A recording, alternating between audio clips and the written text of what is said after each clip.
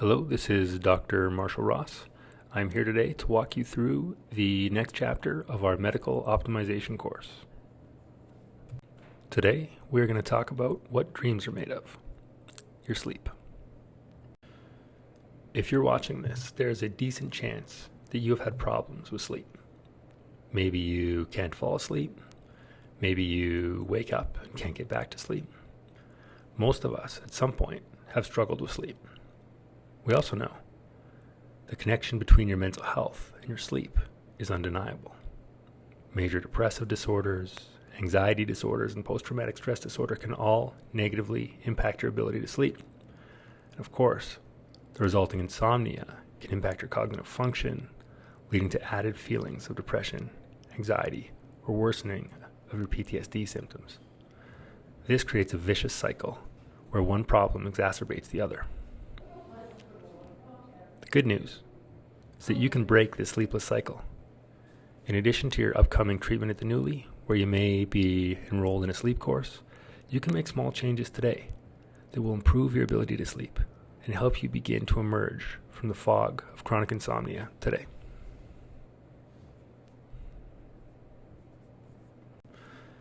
Let's talk about the basics, a few first steps. I want you to protect your sleep space. This is the idea that your bed is for sleep and intimacy only, nothing else. We want your brain to associate where you sleep with sleepiness and nothing else. Doing other things in bed like watching TV, working, even reading can mess with your mind. Your brain will start to associate these other activities with the space.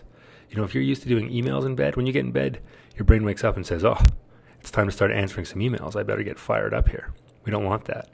What we want is your brain to unconsciously associate your bed with sleepiness. So when you go to bed, your brain naturally starts to calm down, starts to release the right hormones, starts to set the stage for proper sleep. Your bed is for sleep and intimacy only. Protect your sleep space. The next concept I want to introduce is the idea of a sleep battery. Do not nap. Why? You may be thinking, I don't sleep well at night. I'm so tired during the day. All I want to do is have a nap and I feel better after I nap. So why shouldn't I nap? That argument is fair, but the problem is we all have a sleep battery. What happens is when we nap, we use low quality sleep to partially recharge our sleep battery.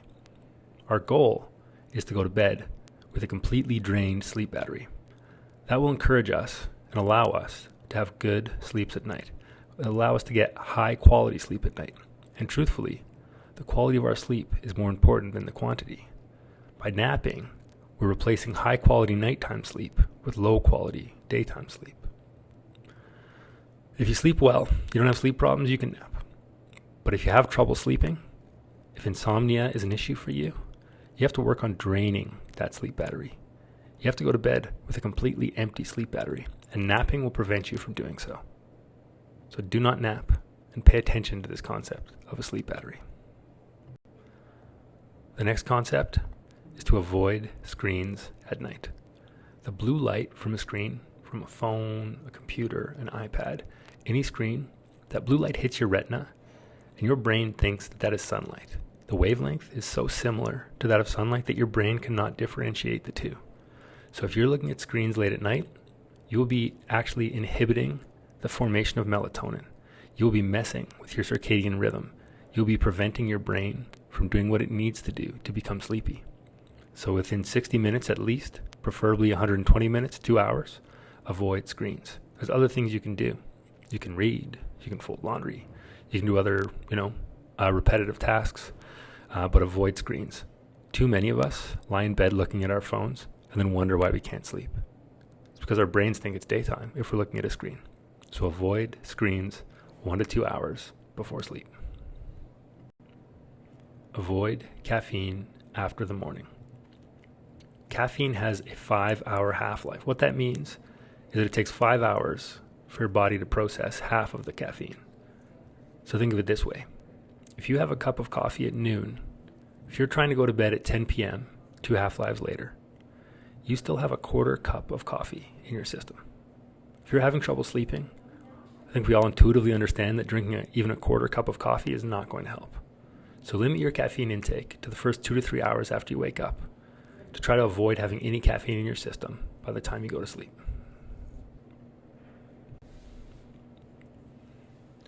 This all relates back to the concept of a circadian rhythm. A circadian rhythm is a 24-hour cycle that's part of our body's internal clock. In the morning, when we wake up, we have a surge of cortisol. That cortisol spike wakes us up for the day. Any of us who are shift workers are very familiar with this. Even if you're up all night, around 6 or 7 in the morning, depending on your body's internal clock, you start to feel more awake. You can't help it. That's your body's way of waking up for the day. Similar at night. At a certain time when you usually go to bed, your body releases certain hormones such as melatonin, and those start to wake you up, those start to put you to sleep for the day.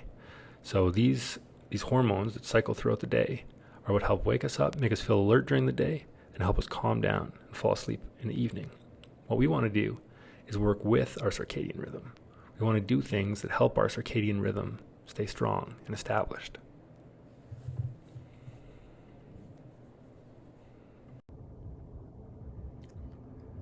So what are some key things you can do?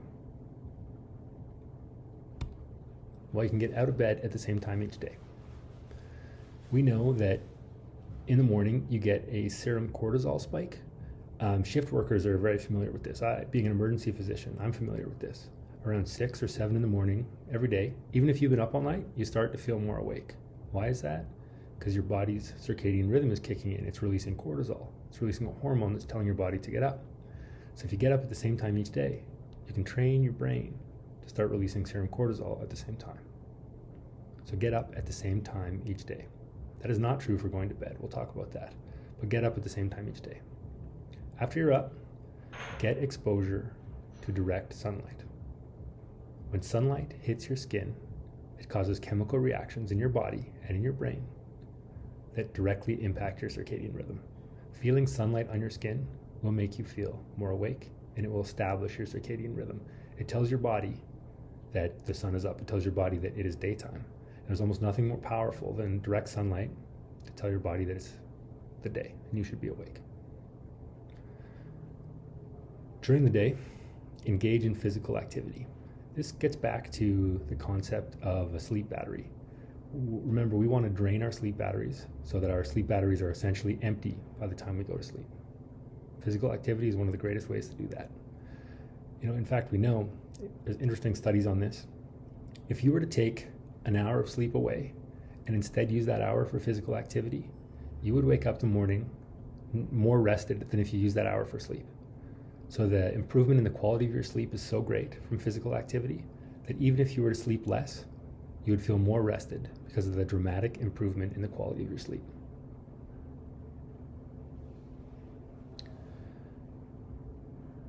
So we want you to wind down with the same routine each night before sleep.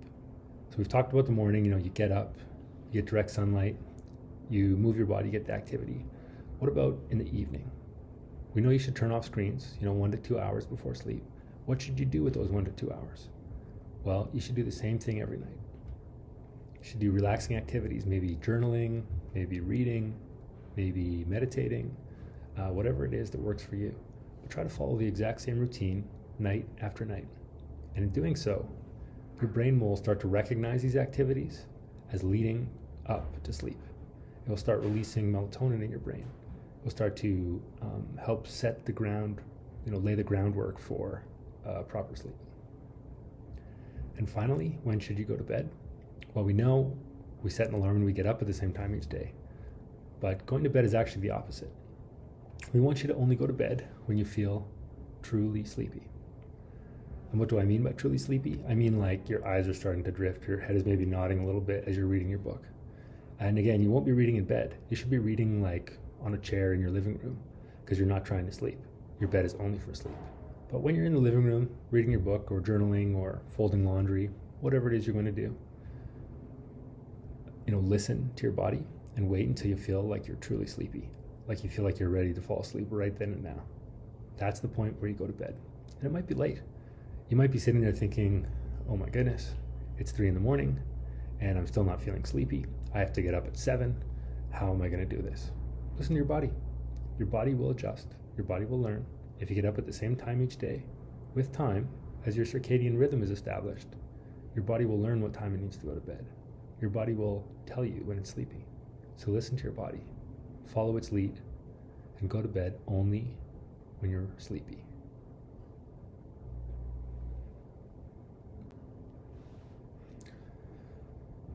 So what about this? What if I'm lying awake in bed at night? A few concepts to think about here. How we think about sleep matters. Statements like, I'm a bad sleeper, or I just don't sleep very well. These actually affect our ability to sleep. True chronic long-term insomnia is more rare than you might think. Although, a lot of people experience periods of poor sleep, true chronic persistent long-term insomnia is actually fairly rare. So our goal is to shorten these periods, minimize the duration and severity of periods of insomnia. So what do you do if you're lying awake at night? Well, the first thing is give yourself permission to feel awake. It's okay. A lot of us will lie there looking at our phone, checking our alarm clock, thinking, oh no, I'm now awake and I have 4 hours till I'm supposed to get up and I'm going to be so tired tomorrow. And in thinking about this, we feel anxious, we get nervous, we get worked up, and that actually makes our sleep even worse. So instead, give yourself permission to feel awake. It's 4 in the morning, you just woke up, that's okay. Think to yourself, well, I'm wide awake right now. I'm not going to fall asleep if I just lie here. And remember, our beds are for sleep and intimacy only. If you're lying there and you can't sleep, get out of bed. Your bed is only for sleeping. If you're lying there wide awake, get out of bed. What you should do is go to a different room, leave your bedroom completely, and do something to help your brain wind down. We know that repetitive physical tasks are good for calming down our brains, breaking those repetitive thought patterns around the anxiety of sleep. So do something like fold laundry, maybe read, maybe do some journaling, maybe do some meditating. Whatever it is that you're going to do, leave your bedroom and do that. And wait, eventually you'll probably start feeling sleepy again. If you don't go back to bed. You'll just end up, spinning your wheels, so to speak, trying to, feel anxious about not being able to sleep. Much better off to leave the room, do something else. And if you start feeling sleepy, go back to bed. And again, I don't mean, oh, maybe I feel a little bit tired. I mean sleepy. I mean your eyelids are drooping, your head is bobbing, you're starting to yawn. You feel like if you closed your eyes, you'd fall asleep. Wait till you get to that point and then go back to your bed. Things you can try. You can try breathing exercises. You can try progressive muscle relaxations. You can try body scans. You can try guided visualizations. We have a number of these recorded on the Homecoming app. Certainly you can use a different app or Google these exercises. But if you have the Homecoming app, you may as well use some of our curated and custom-made materials. So in summary, don't lie in bed worrying about feeling awake. Get out of bed, do something relaxing. Wait until you start to feel really sleepy, then go back to bed.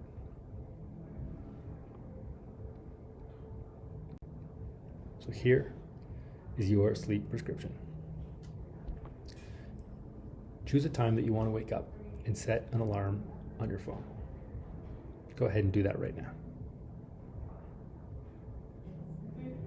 Commit to getting up when your alarm goes off, and commit to staying awake until you start to feel sleepy in the evening. Obviously, we talked about a lot of other things in here. Please feel free to incorporate as much as you like. My philosophy is to make small incremental changes that you can stick with. So here's what I want you to do to start. Set an alarm, get up, and stay awake until you start to feel sleepy in the evening. Don't go to your bed until you start to feel sleepy. There you go. That's it. That's your sleep prescription. Thanks, guys. That is all I have for you for this part of the optimization series. Yeah, I look forward to seeing you at the next one. All right. Thanks.